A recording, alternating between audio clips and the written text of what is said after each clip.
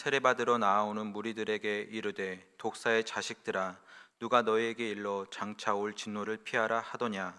그러므로 회개에 합당한 열매를 맺고 속으로 아브라함이 우리 조상이라 말하지 말라. 내가 너희에게 이르노니 하나님이 능히 이 돌들로도 아브라함의 자손이 되게 하시리라. 이미 도끼가 나무 뿌리에 놓였으니 좋은 열매 맺지 아니하는 나무마다 찍혀 불에 던져지리라. 무리가 물어 이르되 그러면 우리가 무엇을 하리이까? 대답하여 이르되 옷 두 벌 있는 자는 옷 없는 자에게 나눠줄 것이요 먹을 것이 있는 자도 그렇게 할 것이니라 하고, 세리들도 세례를 받고자 하여 와서 이르되 선생여 우리가 무엇을 하리이까 하매 이르되 부가된 것 외에는 거두지 말라 하고, 군인들도 물어 이르되 우리는 무엇을 하리이까 하매 이르되 사람에게서 강탈하지 말며 거짓으로 고발하지 말고 받은 급료를 족할 줄을 알라 하니라. 아멘. 예수님의 길을 예비하는 세례 요한의 첫 메시지는 회개하라 천국이 가까이 왔느니라 였습니다. 그리고 오늘 3절 말씀을 보시면 세례 요한은 요단강 근처를 두루 다니며 죄 사함을 받기 위해 회개하고 세례 받을 것을 사람들에게 전파하고 있습니다. 왜냐하면 회개가 없이는 결코 천국에 들어갈 수 없으며, 이 또한 세례를 통해 인간의 죄 사함이 증명되어졌기 때문입니다.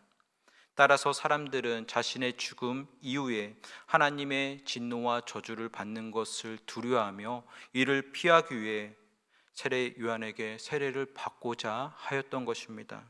그런데 당시 세례 요한에게 세례를 받기 위해 모여든 사람들이 갖고 있던 이 회개에 대한 오해가 있었습니다.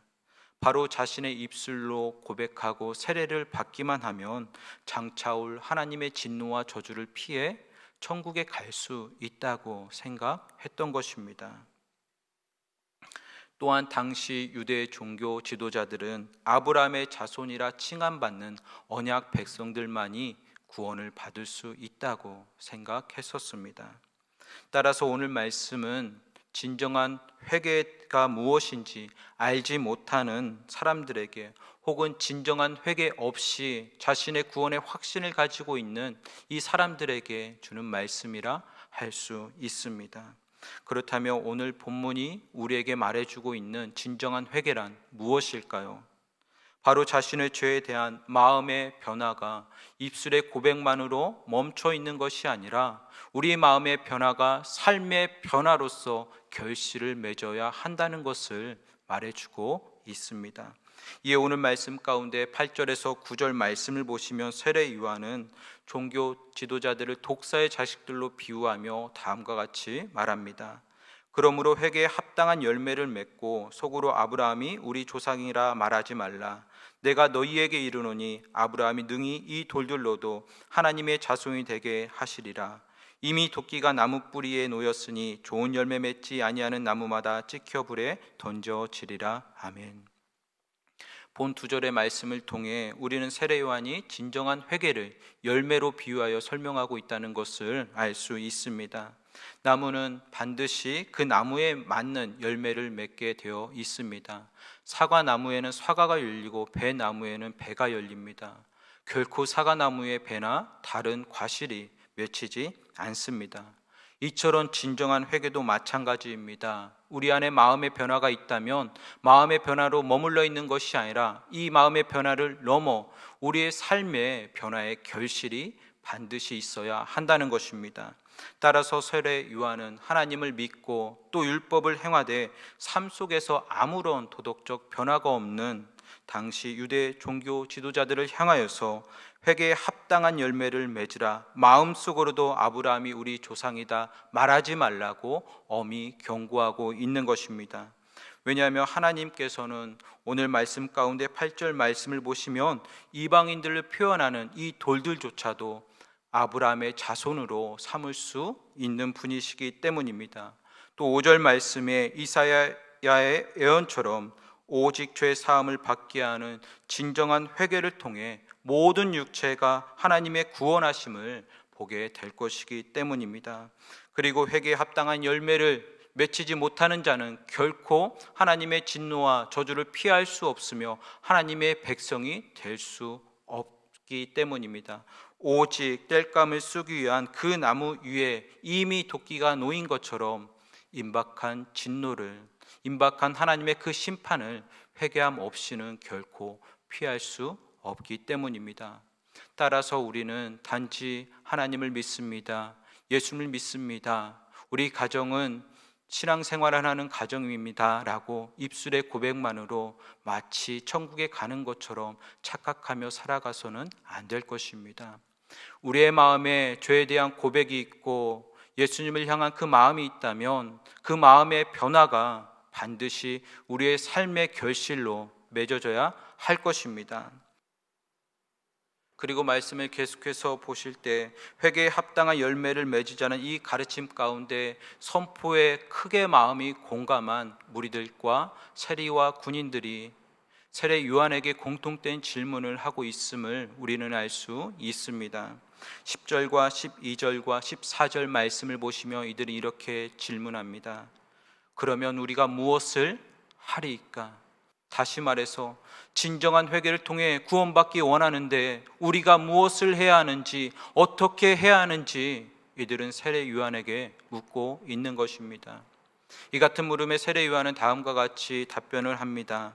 11절 말씀을 보시면 무리들을 향하여 옷과 먹을 것이 더 있는 자들은 없는 자들과 나누라고 말합니다. 이는 즉 너희가 진정으로 회개했다면 나누는 삶을 살라는 것을 의미합니다. 또한 13절 말씀에서는 세리들을 향하여 부과된 것 외에 거두지 말라고 세례 요한은 말합니다. 이 역시 동일합니다. 너희들이 진정으로 회개했다면 더 이상 탐심을 부리지 말고 공정하게 행하라고 말하고 있는 것입니다. 끝으로 14절 말씀을 보시면 군인들을 향하여서는 강탈하지 말며 거짓으로 고발하지 말고 받은 급료에 족할 줄 알라고 말합니다. 이 역시 너희가 진정으로 회개했다면 자신의 욕심을 채우기 위하여 일하지 말고 권력을 남용하지도 말고 올바른 직업 윤리를 행하며 살라고 말하고 있는 것입니다. 그리고 세례 요한의 이 같은 답변을 한마디로 요약한다면 이렇게 말할 수 있을 것입니다. 이웃을 향하여 선을 행하라. 따라서 진정한 회개에 합당한 열매는 우리 주변의 이웃에게 선을 행하는 것이며 또 진정한 회개는 우리의 이웃과의 관계 안에서 드러나게 되어져 있다는 것입니다. 사랑하는 성도 여러분, 진정한 회개는 우리의 어떠한 외적 조건과 입술의 고백만으로 이루어지는 것이 아닙니다.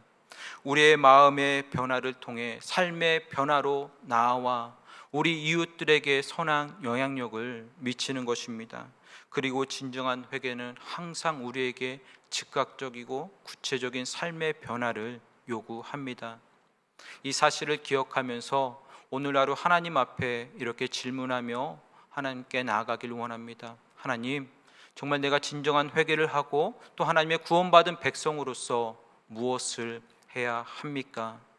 이러한 질문과 함께 그동안 내가 내 이웃을 위하여 행하지 못하였고 마음에 품었던 바를 행하며 우리의 구원이 하나님 앞에 증명되어지는 삶을 살아가고 하나님께 영광 돌리는 저와 우리 성도님들 되시길 간절히 주님의 이름으로 축원합니다.